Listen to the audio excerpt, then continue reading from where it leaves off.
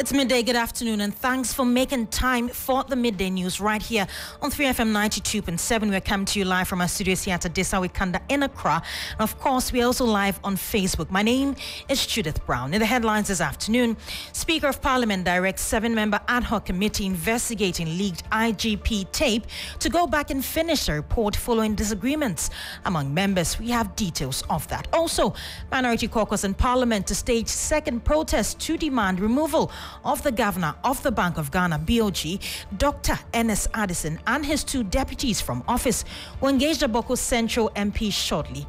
We explore whether the selection of the first Ashanti to make the New Patriotic Party NPP ticket in 16 years affects the opposition National Democratic Congress's chance of winning over 30% of the votes in the Ashanti region. And elsewhere in the world, crushing defeat for the governing UK Conservative Party as opposition Labour wins 410 seats, an increase of 210. Stay tuned for the details.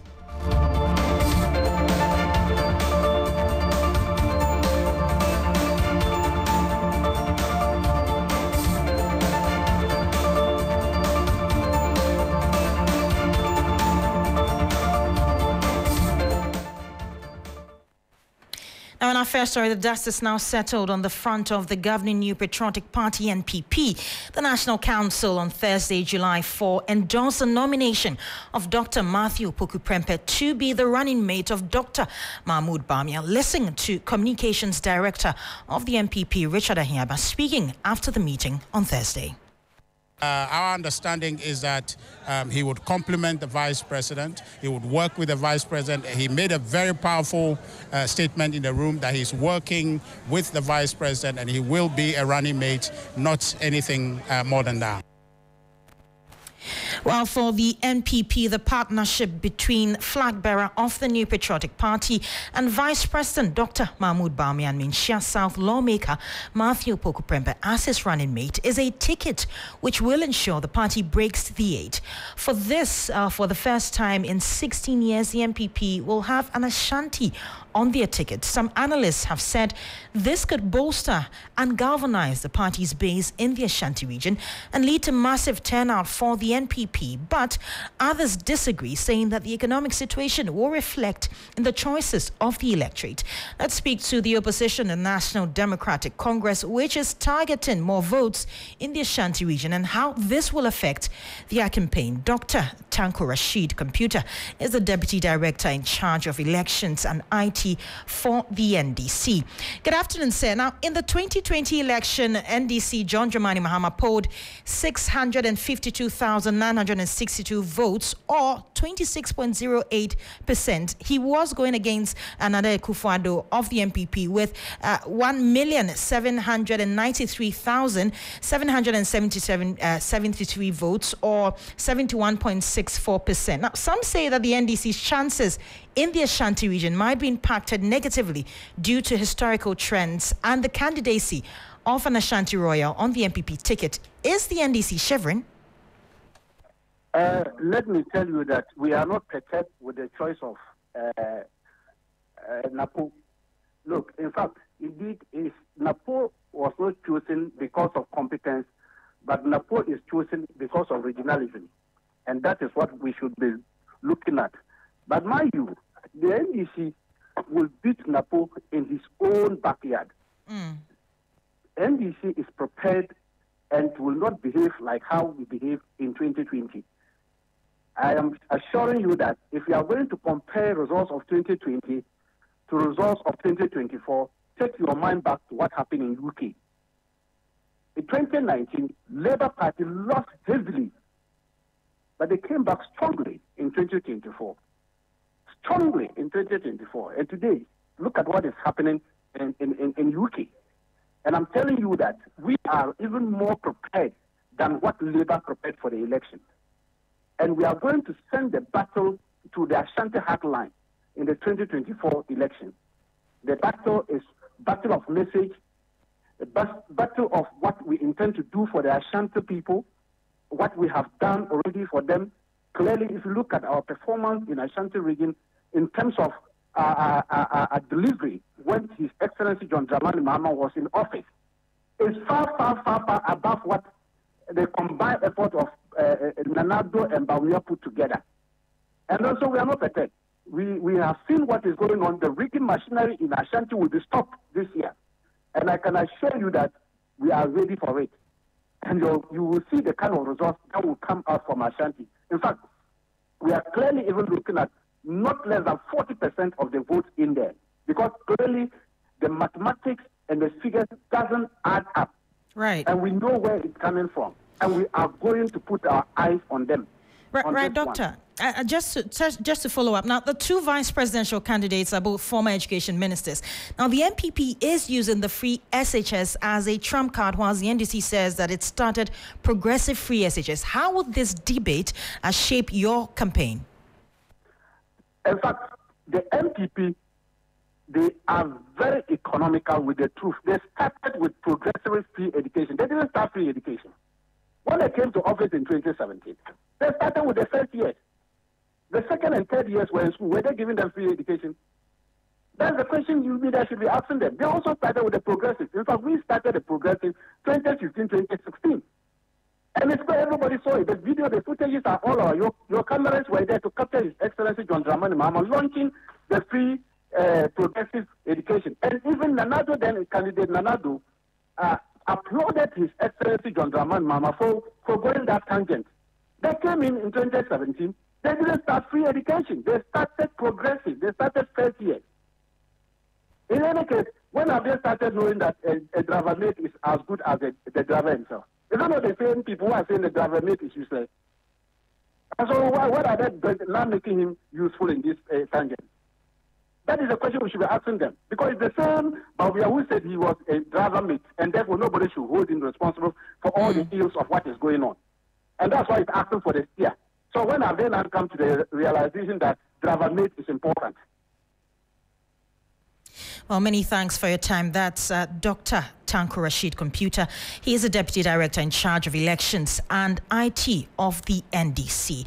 Let's head to Parliament now. The Speaker of Parliament has directed the 7-member ad hoc committee investigating the leaked IGP tape to go back and finish the report following grave disagreements on the signed report presented in Parliament. The chairman of the committee revealed the committee couldn't have ended its work with a report without going into detail into issues of extrajudicial killings reported at the police headquarters. Take a listen.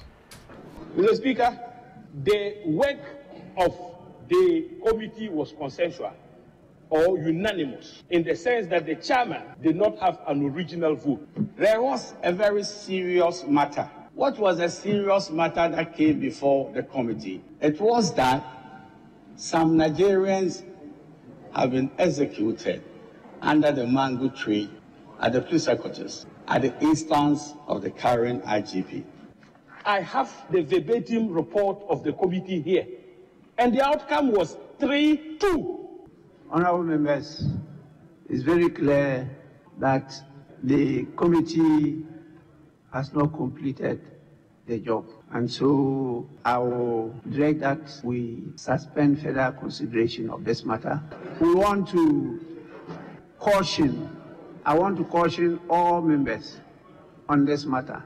This matter is of such grave consequences to not only Ghana, but also to our brotherly and sisterly countries, particularly Nigeria. And so please desist from discussions of this matter outside the House.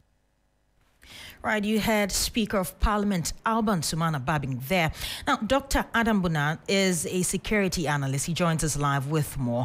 Now, Doc, good afternoon. Do you share the views of the chair who raised the concerns about the report not concluding on the alleged extrajudicial killings? Well, obviously not. Even though I would say he who alleges probably should bring the evidence, I would say that if there were many of the, or majority of the members had disagreed with probably those, if those who signed didn't constitute a quorum, then I would say that In fact, they disregarded a vital information that should have been looked into. But if you have a committee made up of 6 people with a clerk and a technical person who really don't have votes, but all the members voted unanimously. The 5 who have original vote voted unanimously to move to say, well, whoever, the person who alleged did not bring evidence. And you know, Honorable Tuobu, Peter Lanchene Tuobu, right, actually read a letter that was submitted by someone who is called Jalil or something. And that person actually distanced himself from what Atachan is talking about and what Asari is talking about. So, as far as I'm concerned, we will have to wait for the Right Honorable Speaker of Parliament. Maybe he would have to give some clarity. If not, then the 5 members who signed the report, is it that a gun was pointed at their head? Because as far as I'm concerned, the report is conclusive. If you have any other information to be looked into, that can be done later, but you don't have to say, add it to this one. I mean, because what they set out to do had to do with some people who were scheming to oust an IGP so they can do mafia. So if we are not careful, we will actually ignore the reason why the committee was set up. The committee was set up to see those who were scheming. Were they scheming because a certain extrajudicial killing? They were scheming to oust the IGP so they can actually break the eight. So if we are not very careful, which the report has adequately captured. So if we are not very careful, we will be dancing around the thing. Meanwhile, everything is conclusive in the report. So let's wait for the speaker to come out, maybe give it some clarity. Right. Now, Doc, should this committee be the forum for that alleged killing to be dealt with, per what you're saying? At all. It shouldn't be. And the reason why it should not be is because that would amount to criminality if it is true. So has it been reported anywhere? This forum, Parliament does not inquire into criminal matters. So I don't know why Atachia is bringing that up and pushing that thing. I'm not sure. And actually mentioning some foreigners who have been killed. If you know some foreigners have been killed, have you reported? He's a lawyer. Have you reported that to the police? To say, I have actually been made a report to the police. I think Atachia could have done that. The lawyers to Asari and the person reporting. I think he himself is even the police. He should report to the police. They have the mandate to go into this. I mean, nothing like that. I'm surprised. But like I said, let's wait for the Right Honorable Speaker. Maybe he will come. He would explain what he thinks to us. Right, many thanks for your time. That's Dr. Adam Bona. He is a security analyst, giving us details on that report there in Parliament. We'll move on to some more stories. In the Minority Caucus in Parliament has announced plans to stage a second protest demanding the removal of the Governor of the Bank of Ghana, Dr. Ernest Addison, and his 2 deputies from office.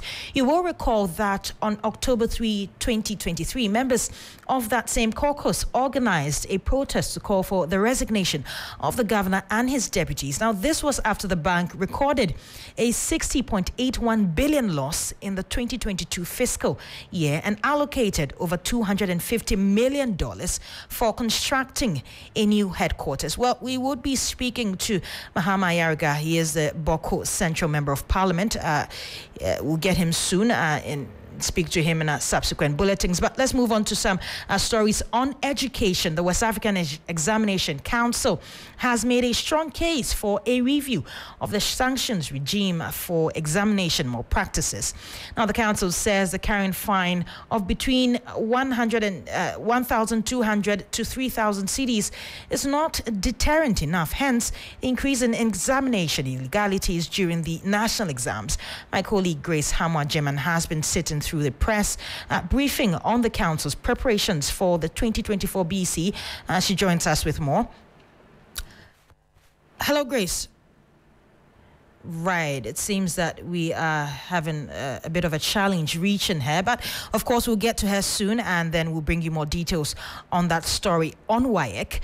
We'll move on to some stories on school feeding. The government has fulfilled its commitment to caterers under the Ghana school feeding program by paying the arrears for the first term of the 2023-2024 academic year. But caterers in the Shanti region are unhappy with the amount paid, claiming they have been shortchanged. Well, they said receiving 1 cedi's 15 pesos per child instead of the agreed 1 cedi's 50 pesos is a breach of the agreement and has left many of them in debt. I will try and get Ibrahim Abubakar. Well, he's joining us on phone with more details on this. Ibrahim, good afternoon. Now, you have been engaging caterers. The release from the Ghana School Feeding Program Secretariat indicates 1 cedi 20 pesos per child and was paid to the caterers for the first term, where from the 1 cedi 50 pesos expected and the subsequent payment of 1 cedi's 15 pesos. Okay, so last year when they activated their strike and they were demanding for an increment from 97 pesos to 3 cedis, government later came into a consensus with them. So according to the traders, the then gender minister sat down with them and assured them that government will only be able to afford 1 cedi 50 pesos per each student. And they agreed to that, only to be paid 1 cedi 20 pesos. That was when the release came this week. But then even the amount that came to them itself is 1 cedi 15 pesos. They were told that there has been some deduction when it comes to tax. So the 5 pesos has been deducted as tax. So they were only giving 1 cedi 15 pesos. And they said because they agreed on 1 cedi 50 pesos and they had that assurance that no tax will be deducted, the arrangement was on 1 cedi 50 pesos. And currently, when you look at the increment in food prices, they are just managing it because they were buying beans, a bag of beans for 800 cedis. That was just last year. This year, they are buying the same bag for 2,200, between 2,200 and 2,500. Same as Gary, 800, now it's around 800, 8,800 and over. So if they are giving that 1 cedi 15 pesos, it means they've been shortchanged and they will not be able to pay their debt. And for that matter, they want the outstanding 35 pesos to be paid to them as soon as possible. Right. I engaged with the Ashanti Regional Secretary, Dorothy Ofori Sapon, on this. It is true. The money has been released, but we are not happy because former gender minister, Ajia Lariba, said it on national television that school feeding are demanding 3 cedis, but the government have approved 1 cedi 50 pesos. And so it is going to take effect from first term of last year, September. Our new gender coordinator, Hajia Safia, also said the same thing on a national television, that government has approved 1 cedi 50 pesos, and so we are going to be paid 1 cedi 50 pesos. Only to be realized that 1 cedi 15 pesos. When we asked, they said they paid 1 cedi 20 pesos and they deducted 5 pesos tax. But this is not what they told us. And so school feeding caterers, we factor 1 cedi 50 pesos in cooking. And now they paid us 1 cedi 15 pesos. When they even deduct the 5 pesos tax, they don't pay. Because since ever we started a school feeding, we've never get our tax certificate. Every price of the goods has shot up. And so if you are rather reducing our payment for it, means that you want to kill us. 1 cedi 50 pesos that they paid, 1 cedi 15 pesos, we are demanding the balance of 35 pesos. And then the second term payment, we are also demanding it next week. Then before the end of this year, academic year, if they don't pay us before school reopen, we are not going to cook. All right, you heard Dorothy Ofori Sapon. She is the secretary of the school feeding caterers in the Ashanti region. But Ibrahim is still on the line with me. Ibrahim, quite an interesting amount for feeding children, especially in this economy. But what next do these caterers intend to do should their concern not be addressed?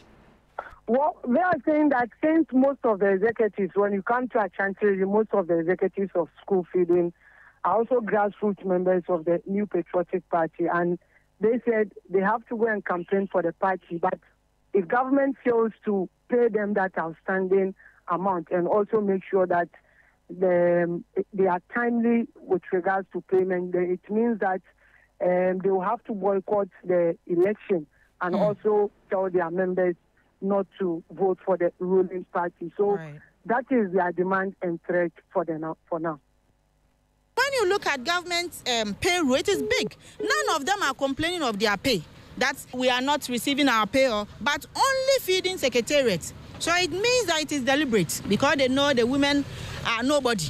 We are pleading with doctor to come in because this is an election year. The women are angry. The women say they are not going to vote. We are pleading.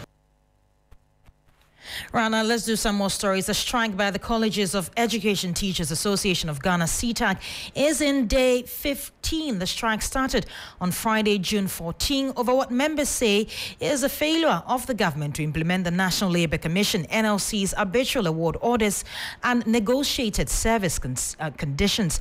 Now, students have been left stranded in all 46 colleges of education across the country. CTAG says it will not back down on the government until it implements the renegotiated conditions of service. We'll stay on this, but first let's go back to our story on the protest that the Minority Caucus wants to stage. You know that they announced in Parliament plans to stage a second protest demanding the removal of the governor of the Bank of Ghana. Well, we have Mahama Yariga. He is the Boko Central Member of Parliament. He's joining us via phone with more details. Good afternoon, sir. Now, will you say that your maiden protest in October 2023 achieved the results you wanted? Well, we raised the issues. We demanded that the governor should resign. He refused to resign.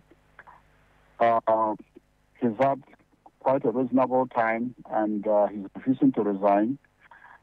We've made some further inquiries relating to the capital expenditures that he's engaged in. And again, he's refused to answer to those questions. I wrote to him a couple of weeks ago, asking him for the present cost of the head office building that he's embarked on, and he's refusing to provide the answers. He's going to start some new project, which he refers to as the duty post of the governor, which is basically his house. And we hear that it runs into several, millions of United States dollars, racked to give us the price. And he has the information that has refused to give us the price. And across the country, we have observed that the central bank has been engaged in some extravagant expenditures on capital projects that should not be a priority.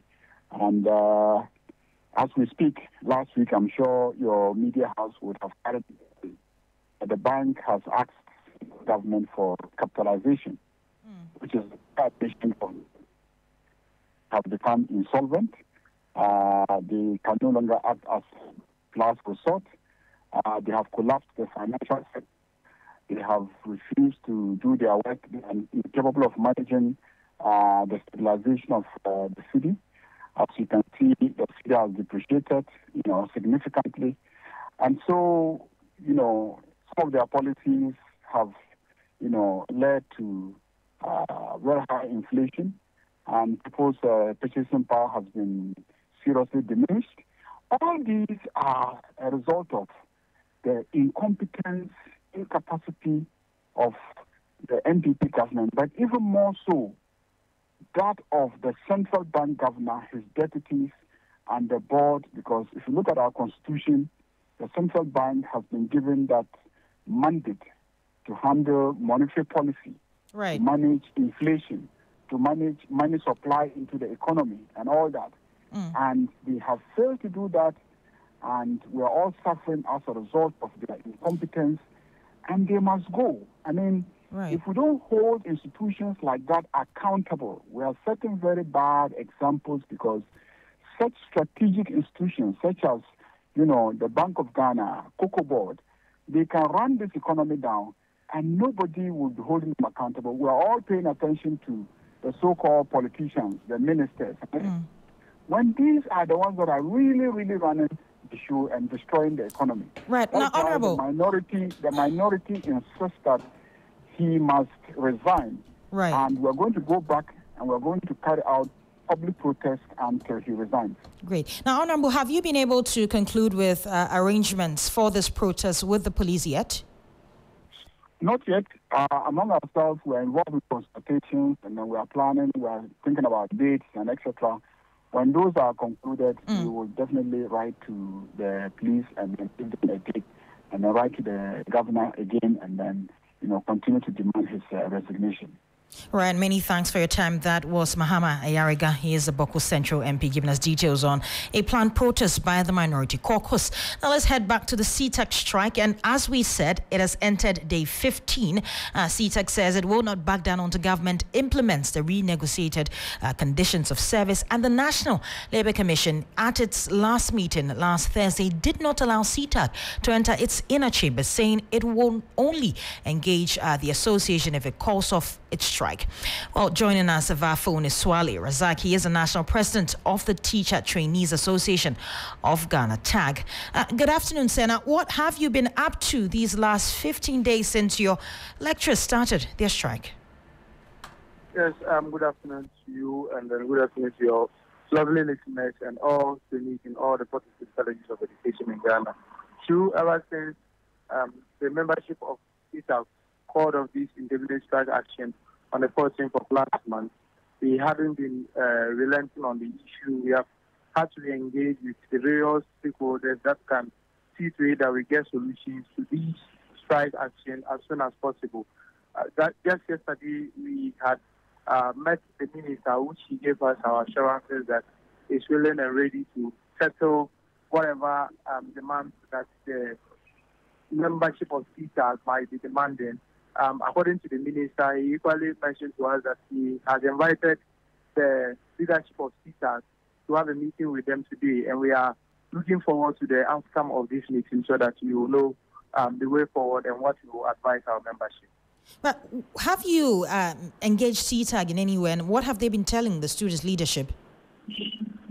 Yes, we've had to engage CTAC, although we've not had a physical engagement with them. We've written to them and wanting to meet them and have that physical conversation, but it appears because of these ups and downs and then the strike activities, we haven't really gotten time to schedule to meet and discuss their demand in detail. But however, I've been speaking with the CTAC president, which he was able to explain some of these demands to include those were the awards that were awarding them by the National Labour Commission that the government is not able to implement on time because these conditions of service and these administration awards were awarded way back in 2022, and they were due for implementation by 1st January 2023, for which the government has failed to implement up to now. That is why they are on strike, according to the president. Right. Many thanks for your time. That's Swali Razaki, is the national president of the Teacher Trainees Association of Ghana, TAG.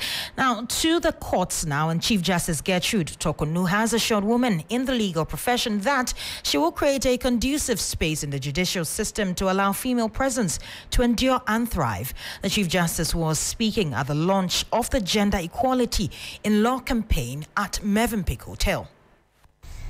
Women will feel enabled to give their best despite the peculiar challenges that we face in our roles as child bearers and primary caregivers of the human race. And I have a confession. For the 10 years that I worked, in fact, almost 20 years, I worked in private legal practice before I joined the judiciary between 1987 and 2004.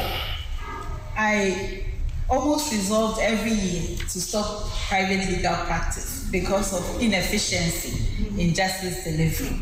And that is why anyone can see that I am so intense about ensuring efficiency in justice delivery. So young women,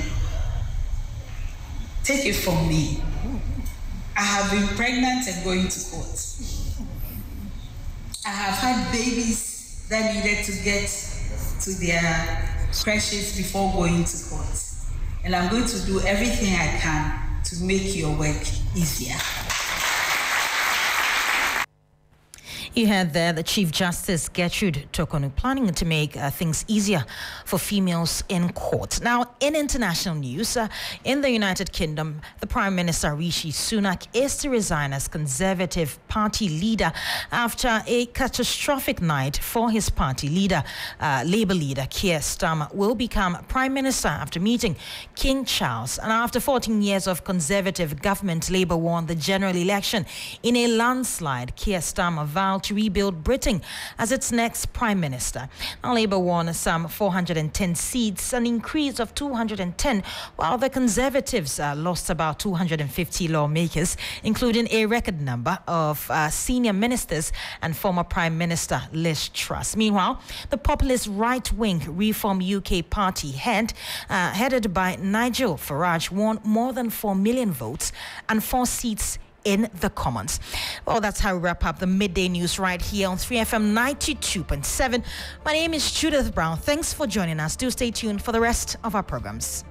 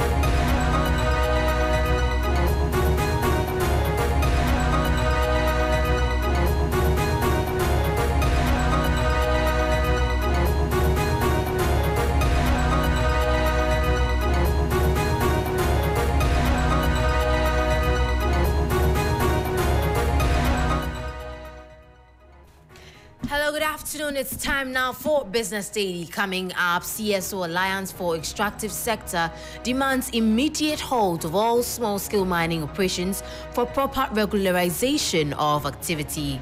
For us, it's good that there should be a possible halt of all galamsey activities to allow for proper regularization. It is very important. Also, Ghana Union of Traders Association, GUTA, demands government's justification for law to regulate cement pricing, describing the proposed LI as illegitimate. It's due to the minister to communicate to us what he actually wants to achieve. It's not that private people trying to break even on their businesses and then add up their costs and put up their margins and you say that you suppress it, you control it. We are not in price control regime. And lack of unified payment system across Africa inhibiting growth and development of Ghana's small and medium-scale enterprises. We'll hear from Governor of the Bank of Ghana, Dr. Ernest Addison.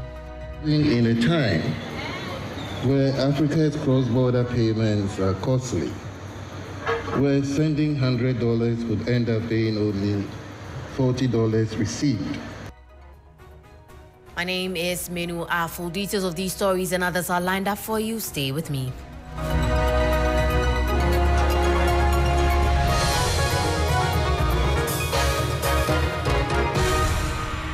Straight to a first story. The CSO Alliance for Extractive Sector is pressing on government to immediately halt all small-scale mining operations in the country to allow for proper regularization of the activity. Executive Director of CASA Initiative Ghana, Che Yamwa, says this has become imperative for sustainable environmental practices as well as protecting livelihoods.